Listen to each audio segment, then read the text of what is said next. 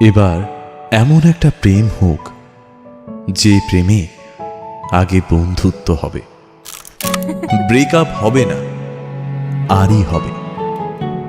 ঝগড়া হলেও কাছাকাছি আসার ইচ্ছে হবে। সানডে সাসপেন্স থেকে রাজনীতি, সব বিষয় গল্প হবে। শুধু কথা দিলেই হবে না, কথা রাখতে হবে।